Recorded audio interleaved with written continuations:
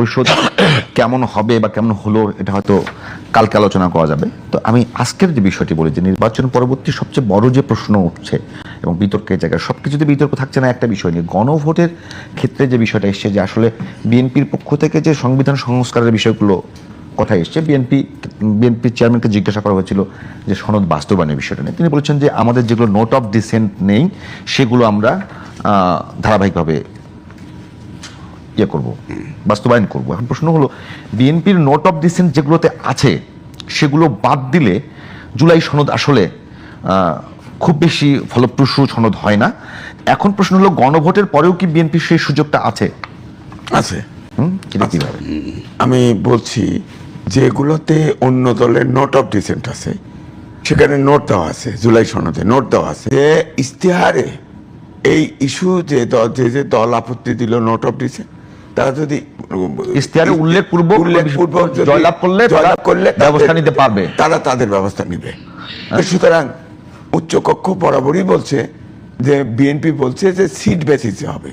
আর জুলাই সনদে প্রধানমন্ত্রীর যে মেয়াদ সেখানে দুই টার্ম, সেখানে বিএনপির ইয়ে নেই, আপত্তি করে নাই। আর যদি বলছি উচ্চ কক্ষের বিষয়ে, হ্যাঁ অনেক জায়গায় সংখ্যানুপাতিক নিয়ে আমি বোঝার জন্য এরপরে রাজ্যকে আমি আপনাকে, আমার কাছে আছে, আমি আপনাকে দেখাচ্ছি ডকুমেন্ট, তাহলে আপনি পরিষ্কার বুঝবেন, একদম পরিষ্কার। ওকে, হ্যাঁ আপনি দেখেন, আমি বলতেছি উচ্চ কক্ষ দেখেন। হ্যাঁ উচ্চ কক্ষই বার করে, এই যে উচ্চ কক্ষ গঠন, মূল কথা আছে 18 নম্বর অনুচ্ছেদে আছে, নিম্ন কক্ষের নির্বাচনে প্রাপ্ত ভোটের সংখ্যানুপাতিক প্রতিনিধিত্ব পদ্ধতিতে উচ্চ কক্ষের 100 জন সদস্য নির্বাচিত হবে। পাশে কি লেখা আছে? আচ্ছা, পাশে হলো সবগুলো দল, 24টি দল একমত।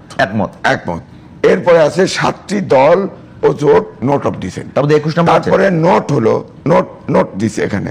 অবশ্য কোন রাজনৈতিক দল বা জোট তাদের নির্বাচনী ইশতেহারে উল্লেখপূর্বক যদি জনগণের ম্যান্ডেট লাভ করে তাহলে তারা সেই মতে ব্যবস্থা গ্রহণ করতে পারবে। ওখানে কি 21 নম্বর আছে? কোথায়?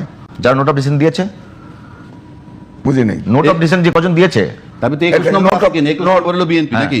না, নোট অফ ডিসেন্ট হলো দলের নাম উল্লেখ করে নাই, কিন্তু 21 নম্বর আছে, নাম্বারের দল আছে, আপনি দেখেন নাই?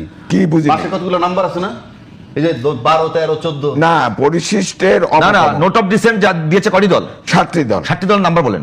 7টি দলের নাম উল্লেখ করেন। নাম্বার আছে এখানে, নাম্বার তো বুঝবেন না। এই যে পরিশিষ্টের ক্রমিক নম্বর 1 16 17 21 মানে বিএনপি আছে, মানে বিএনপি আছে 21 মানে বিএনপি, এটা শেষের দিকে। আচ্ছা, তাহলে তার মানে তো ক্লিয়ার যে বিএনপি এবং আমি এই পর্যন্ত থাকি। তার মানে বিএনপি ওখানে নোট অফ ডিসেন্ট আছে এবং বিএনপি ইশতেহারে উল্লেখ করেছে যে তারা উচ্চকক্ষ সংখ্যানুপাতিক হারে করবে না। বিএনপি যেহেতু জয়লাভ করেছে, শুধু জয়লাভ করে নাই, ব্রুট মেজরিটি পেয়েছে, তারা পাওয়ার পরে এখন তাদের তো আর দায়বদ্ধতা নাই, এই জুলাই সনদ অনুযায়ী নাই, এটা তাদের ইচ্ছা।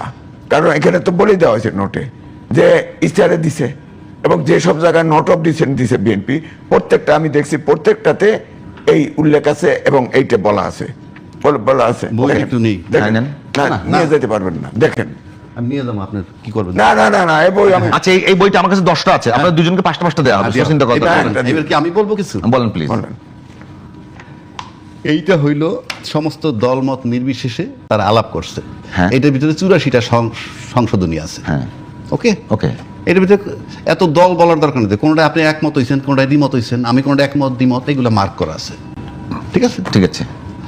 এইটা নিয়ে আমরা ঐক্যমত্যে আসতে পারি নাই তো, না পারি নাই বইলেই তো গণভোটের সিদ্ধান্ত আসছে। গণভোট তো এমনি আসতো না, এইখানে যদি সবাই এগ্রি করে ফেলতে পারতো এই দলগুলা, এইটাই কথা বুঝেন, আমি বুঝতে পারছি। আমরা তো এগ্রি করে কোন ভোটে যে 4 দফা দিয়েছে সেখানে তো নোট অফ ডিসেন্ট বলতেছি তো, আমি বলি অর্থাৎ এখানকার নোট অনুযায়ী আমি বলতেছি, আমি বলতে ক্লিয়ার করতেছি, এটা একটু বোঝার জন্য। আমরা এখানে একমত হই নাই বলেই ফাইনালি গণভোটের প্রশ্ন আসলো, যেটা গণভোট, এটা হলো উকালতি আর্গুমেন্ট। আরে গণভোটের কথা হলো এখানে বলেই তো ডিসেন্ট আছে, এটা গণভোটে মানলাম তো, ডিসেন্ট সবাই তো গেছে, কথাটা বুঝতেছেন না কেন? এইটা আমরা ঐক্যমত হই নাই বলেই তো গণভোটে গেছি নাকি না? তাহলে গণভোটের দরকারটা কেন? গণভোটে যে কোনো ইস্যু নরমাল প্র্যাকটিস যেটা, আগে সংসদে যে কোনো আইন যদি ইম্পর্টেন্ট হয়, আলোচনা হয়, এটা পাস হলে না হলেও গণভোটে যেতে পারে। এটা আরে ভাই, জুলাই এটা তো সনদ, আপনি কইতেছেন, এই যে আদেশ, এটা প্রেসিডেন্টের আদেশে 4 দফা করে দেওয়া হয়েছে। আমি কিন্তু বহুবার বলছি এই আদেশটা যেহেতু আরে, সংবিধান জীবিত, এই আদেশটা অবৈধ। ওনার কথাটা আমি বলছি, সুতরাং গণভোট অবৈধ। ঠিক আছে, গণভোট অবৈধ। অবৈধ। তারপর জাতীয় নির্বাচন কি রে, জাতীয় বৈধ, গণভোট অনুযায়ী তো জাতীয় আচ্ছা, নির্বাচন। আমি আমি শেষ করিনি। এখন আপনি বলছেন এখন রাজা কবি বলেন যে এই যে- তাহলে গণভোট না, না, অবৈধ। আমরা একমত হইতে পারি নাই বইলে গণভোটে গেছি। গণভোট কেউ চাইছে আগে নির্বাচনে, কেউ চাইছে একই দিনে, ফাইনালি একই দিনে হয়েছে। এই গণভোটে ভিতরে 4টা দফা আছে, ক খ গ ঘ।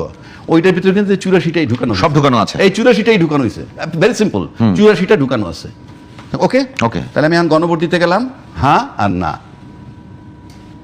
হ্যাঁ অথবা না। গণভোট আইনে নাই বলতেছেন, আমি তর্কের খাতির ধরে নিলাম মনাস খাতির, কিন্তু আমরা রাজনৈতিক দল কিন্তু মানছি গণভোটে যাব, তার সাথে জনগণ সম্পৃক্ত।